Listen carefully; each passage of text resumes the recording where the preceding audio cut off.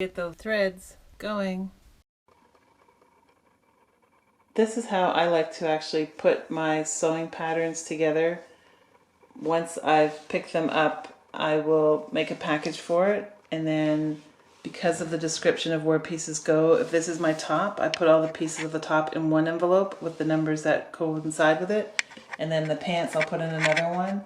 The reason being is if I want to go into this sewing pattern and just make the top, I don't want to have to keep going through the onion skin pieces and trying to find it. And I keep all the numbers facing front. That's another thing I like to do. So it's easier to find the numbers when you need them and not all folded on the inside and I have to unfold everything. So a good way to organize your sewing pattern is to get a Ziploc. Actually, I have a sealer, a freezing sealer that is like a wire and it cuts the plastic, so I'm able to make the Ziploc the right size with that sealer. I'll show you how I do it in another video. It helps keep them exactly the size that I want them so I can put them all in a box. And I have my pants and top separate and they'll all go inside this one, this Ziploc.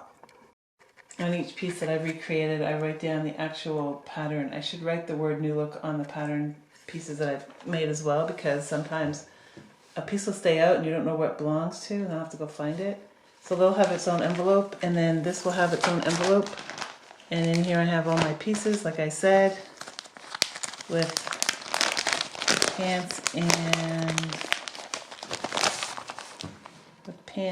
top in its own separate packaging. That's how I file it.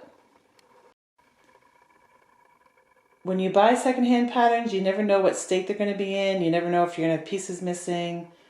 So because it costs me like $1 or $2, I don't really care. And because the fabric I'm buying is cheap or get for free, I'm learning. I'm learning how to read those instructions and make those instructions into a garment.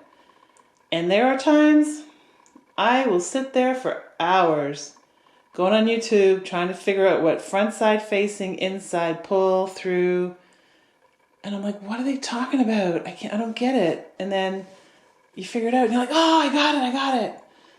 And it's so much fun. It's the challenge, it's the hunt, it's the fun. I mean, someone's like, why don't you take sewing classes? I'm like, why? It's more fun trying to figure it out on my own.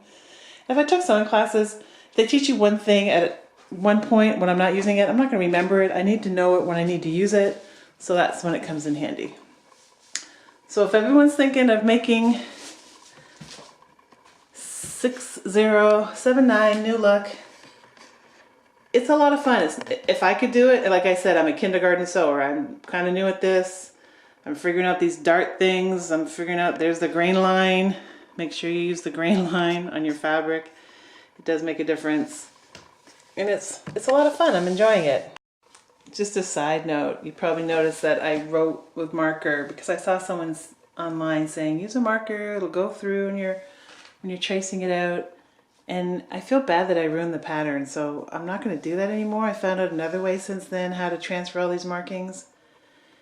And I actually, now that I'm finding vintage patterns like from the 40s and 50s, and I'm like, I don't want to write on them, I don't want to put pinholes on them, I want to save them for the next generation. I just want to trace the pattern and then make it available for someone else who might want to, enjoy it as much as I am. So I will never draw on patterns like this again. But like I said, it's a used secondhand one. Someone else had already cut it apart, and I just went forward with it. But I learned a lesson to respect the patterns and don't throw them out. Please don't throw out your patterns. There's so many people who want them.